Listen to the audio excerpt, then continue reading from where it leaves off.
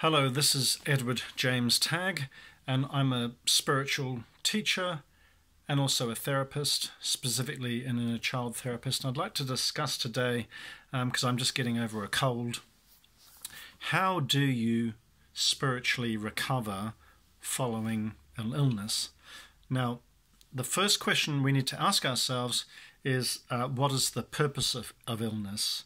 And that sounds like a really funny question. So what do you mean, what is the purpose of illness? I mean, illness is just a pain or an inconvenience. How could it ever possibly have a purpose? Usually we don't want to become ill, and if we become ill, we can be belligerent and say, well, this is just, I'm so over this, I don't have time for this. And so even thinking about the idea that illness could have a purpose is counterintuitive and doesn't make any sense whatsoever.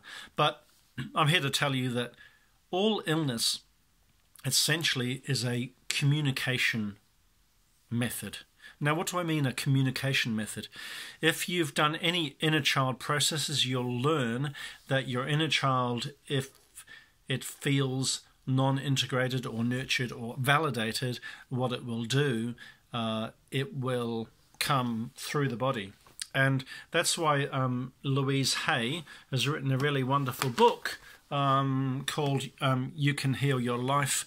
And what's good about it is in the back she's got a bibliography, a glossary to explain the emotional component behind various illnesses.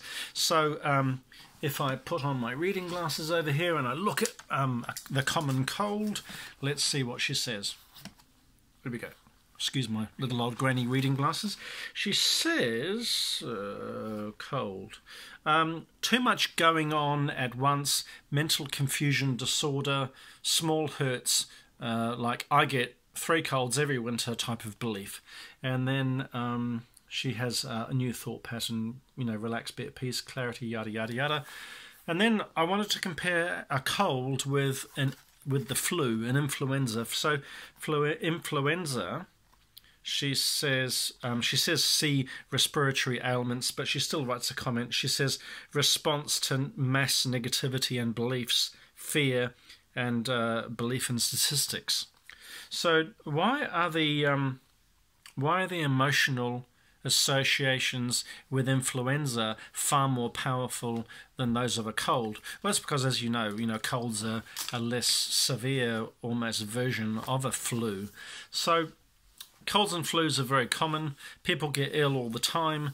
But understanding the process of illness can give you a huge level of personal self-awareness and then eventually self-mastery. So I got my cold. There were things going on in my life, particularly for me personally. My father's just sold the family home, so I felt a bit emotional about that and started having memories of my first childhood home when I went into a foster home, and that was taken away from me, and that brought up some painful memories. So this cold took me into a journey that helped bring up some of those insecure feelings about losing the family home, because it's in psychology, they call it a re-stimulation effect. Is that something that happened in early childhood? If you don't have the ability and the wherewithal to process the feelings around that, because you don't have the intellectual maturity and wisdom, it'll resurface 10, 20, 30, 40 years later, because then it's due time to process those feelings with a more mature, intelligent outlook. So that's why I had a re-stimulation effect where my home was taken away from me when I was 5, and now a similar thing with my father selling the family home, and now I'm 54. So I had this cold. So when you're in the process of an illness, there's a huge opportunity for self-awareness, and then also for emotional release and healing and growing and moving forward. So I'm going to talk about that to a small degree. This won't be an excessively long video. I want you to get the gist, very, very quickly. And if you want to follow up more, you can talk to me or read or whatever. So what kind of happens with highly evolved souls or souls that are less aware is they have different types of illnesses that relate to different levels of awareness and karmic emotional processing, if you like. So if people are very unaware, or you could call them lesser evolved souls, they tend to need more extreme forms of illness to literally wake them up into higher spiritual consciousness.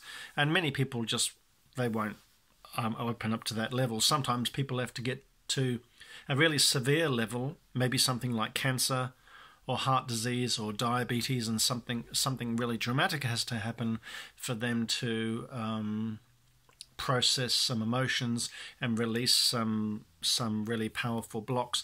There's a really beautiful movie, I think it's called Wilt, and it's got Emma Thompson, the actress, and she's dying of cancer, and you can see her going through a very powerful, dramatic inner personal transformation around self-neglect and self-hatred. And I won't go into the dramatic nature of cancer and these forms of illness, primarily because I want to be compassionate. I don't want to start suggesting that because people are not self-aware that they're causing their own pain, because it sounds like I kind of am. So there needs to be a lot of compassion around the subject of illness. You might even see in this video my eyes are still red because I'm just getting over a cold, although I feel 99.9% better. So what tends to happen as a really, really quick judgment towards soul evolution is that the more evolved you become, eventually you don't need illness as a teaching tool, because your inner child's nurtured, integrated, validated, and you feel love around you all the time and within you, so you don't need illness as a teaching awareness tool. But if you're very unaware, quite often there's an ascending scale of illness, and basically it's a bit like when you have a little mini car crash. You might get a little ding in your bumper, and then if you ignore something, you'll get another whack on the side, and then eventually you'll total your car down a ravine. So that same phenomena happens with physical illnesses, is they're almost kind of wake-up calls from the inner child, and the soul is seeking to express or to right some internal wrong, quite often around shame and guilt and self-hatred. Self-hatred, by the way, is one of the final processes of highest levels of awareness that most people don't reach, but it is possible to understand. So if you've got really, like, I won't tell you who, but someone I knew quite close to me, she just had a litany, a concatenation of many illnesses, one after the other. All their organs start packing up, and eventually gallbladder was removed, one kidney, I think, and other things broke down, to the point where the hospital actually made a formal apology and said, this thyroid problem, we were doing some experimental drugs on you, and they suffered throughout their entire life because they were quite belligerent and not willing to open up their heart and show themselves compassion, and they were very shut down. So you might know someone like this, but as you evolve on your spiritual path or your path of self-awareness, you don't need these dramatic forms of illness to wake up. And I don't know if you've ever met anybody who's had cancer, and if they've survived their first cancer and they've had some kind of awakening, they might reassess their lives very, very differently, and they'll have a really powerful wake-up call. Say someone who's working endless hours, or they're disconnected from their family, or are following a divorce, or some self-hatred or some guilt. Sometimes cancer can be a really powerful teacher. Now, I can hear people's thoughts right now as I'm saying this. It sounds like I'm talking in a non-compassionate way. I'm sounding clinical or matter-of-fact, but I don't mean that at all. The lesson of illness is a very deeply felt experience when you're going through it. And if you're working in a hospice or in a hospital and you're seeing people suffering, your heart will go out to them. You can't always saying, hey, you can heal yourself from cancer, you can stop yourself getting diabetes, just stop what you're doing, or just become self-aware or become enlightened. And sometimes there are many situations where it's just not sensible to take that kind of approach. Sometimes you've got to step back and trust the divine higher processes, trust God that what they're learning, they have to go through that journey. And if you stop them halfway and say, I mean, I actually had that. I had a girlfriend and she had endless, I think she had 7 stomach surgeries, and I thought she had an emotional process she had to grow through, and eventually she got an external colostomy bag on the outside of her tummy because everything shut down, and so that was something she had to learn. I thought that it was my job, because I felt her pain, to try and wake her up spiritually, emotionally. She didn't go through that process, so I had to step back and just allow that to take its place. So when you're watching other people suffering, that can be very, very, very difficult. So what really happens in these certain circumstances for lesser evolved souls, and also for higher evolved souls, and that is, there's an old saying, the body is weak, but the spirit is willing. So, excuse me, I'm still getting over my cold. What I mean by that is that sometimes when God or circumstances or situations can't break us through into a higher level of understanding in anything in our life, sometimes our body literally has to become weak. And there were many spiritual masters that used to go off into the desert and achieve enlightenment, and they were called ascetics, and they used to put themselves through self-punishment and even flagellate and whip themselves and go without food and water and many crazy different things, which I don't personally advocate. But sometimes they wanted to make the body weak so spiritually they could have higher enlightenment experiences. But I'm not talking about that. I'm talking specifically is that often when your physical body becomes weak, for some people who are very stoic, and by stoic I mean very rigid and unwillingness to show themselves love and compassion, like workaholics, people who have cancer, who have bitterness or anger in their stomach, they're not willing to budge. And even Jesus talked about them and called them stiff-necked people, and people who have got a stiff neck are quite rigid, not willing to bend. But particularly to show yourself compassion for certain types of people can be very, very hard. Now, if you're like me and you've got parents that went through World War II, there's these posters, and they republish them now, and it's called be calm, whatever, drink tea or whatever. So in England they taught stiff upper lip, no emotions, just get the job done. They dig these people up out of the rubble from being bombed by a V2 bomb. But the English personality was not always like that. If you go back to paintings of Hogarth, you'll see people merrily drinking and getting drunk on the streets of London hundreds of years ago. And then through the association of royal families in France and then also World War II, the English personality changed and became very rigid and very stoic and a little bit bigoted, if I'm allowed to say that, being a Brit myself. So under certain circumstances of stoicism, the physical body needs to be made weak so we can gain self-awareness and then achieve emotional release and grow. And the same thing happens for extremely highly enlightened souls, or even if someone who's a spiritual enlightenment teacher, if they've still got one small lesson of humility to learn, they may still very well have to have their body reduced to physical weakness, and so they can experience vulnerability because they might need to feel sorry for themselves or show themselves compassion or pity. And people often say, well, I don't want to become a victim. And I went through that stage of victimhood, and I had a lot of people, I don't know if you've never met someone, and people who say, I'm not a victim, or, don't utter that dirty word in front of me, victimhood, I don't want to know about it, I just want a positive mental attitude and get on with it, and it's no point in being a victim, the past is the past. But that's not entirely true. If you really, really want to grow spiritually, you have to open up to your own feelings of self-pity and victimhood and shame and guilt, and you've got to get down and dirty with the real hard stuff. Oprah Winfrey talked about this briefly in a beautiful movie that she was in recently, and it's a fantasy movie, and I'm trying to remember what it was. I can't even remember the title, but there was a scene where it talked about going into the darkest aspects of your shadow and then showing yourself love and compassion in that lowly place so you can gain understanding and then climb and bring yourself through that process, and then eventually you can have compassion and enlightenment so you can help raise others out of their shadow or their dark dungeon in the ground. So, okay, I'm going by some list of notes here, so I'm just looking at...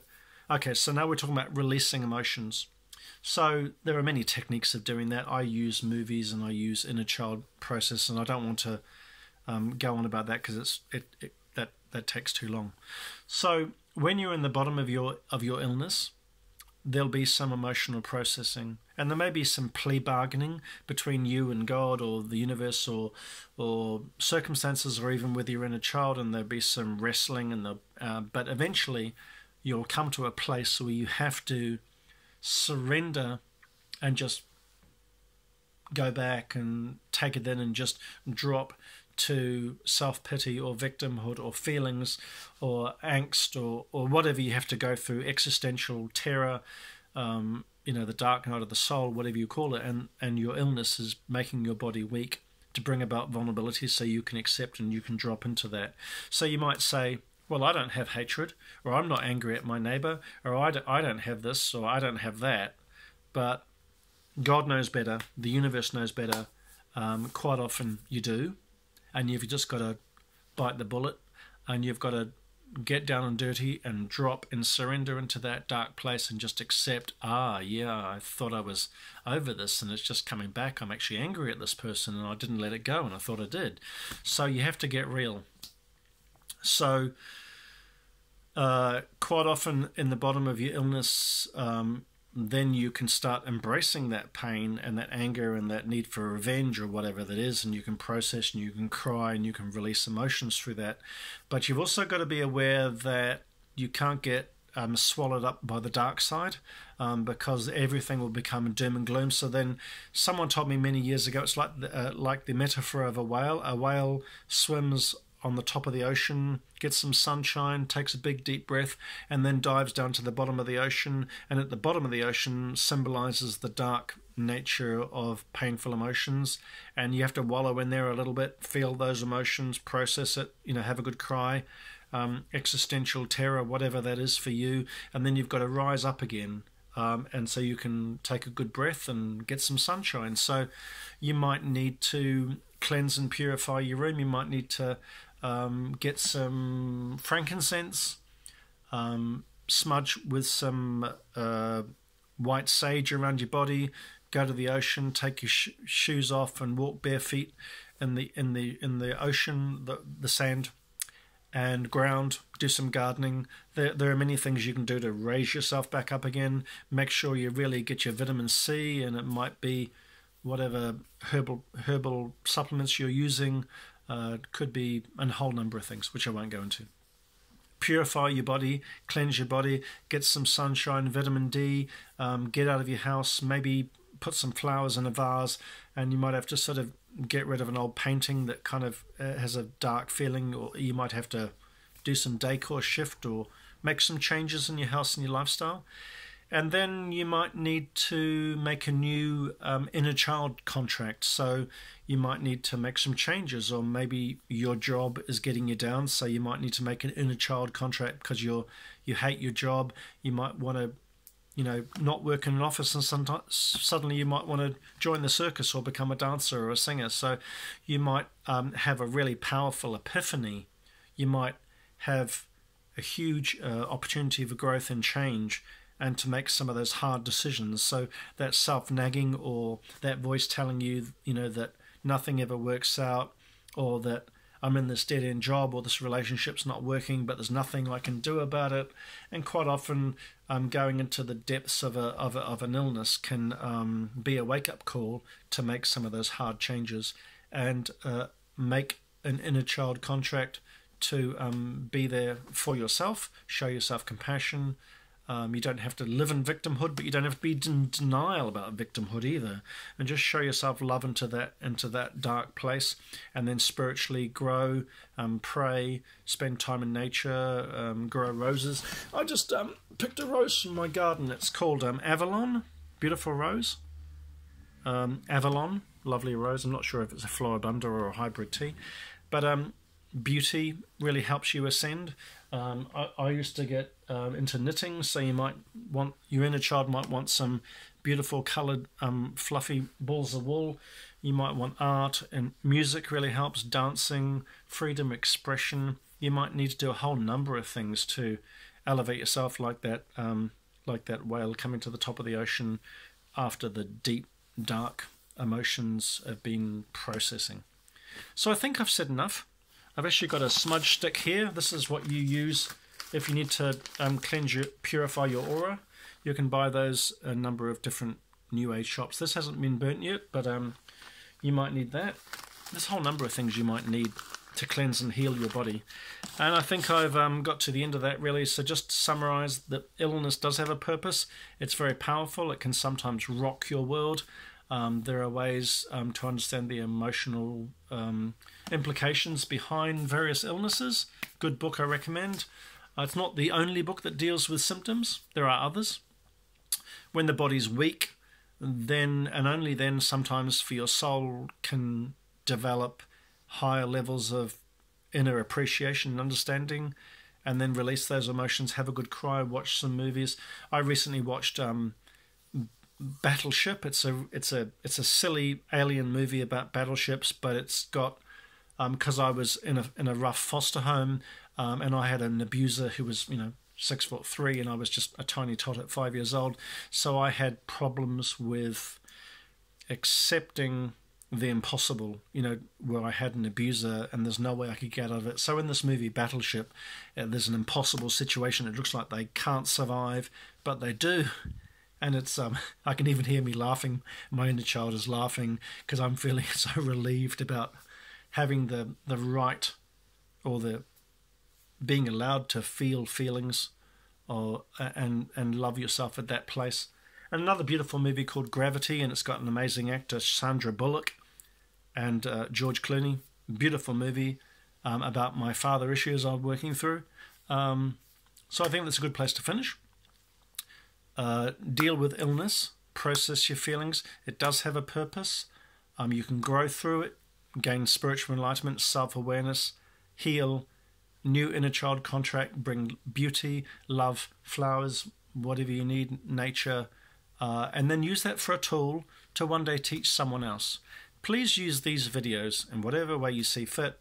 I don't have any copyright on any of these ideas or techniques. Please share. First and foremost, I suppose I started off as a psychic clairvoyant medium. I had an awakening, Kundalini and Nirvikalpa Samadhi, so I'm a spiritual enlightenment teacher. Then I learnt to become an inner child therapist and hypnotherapist, and also a starseed advisor. That's a very advanced topic. If you don't want me to talk about starseeds, I can leave that for another video. Okay, finish there. Lovely to meet you.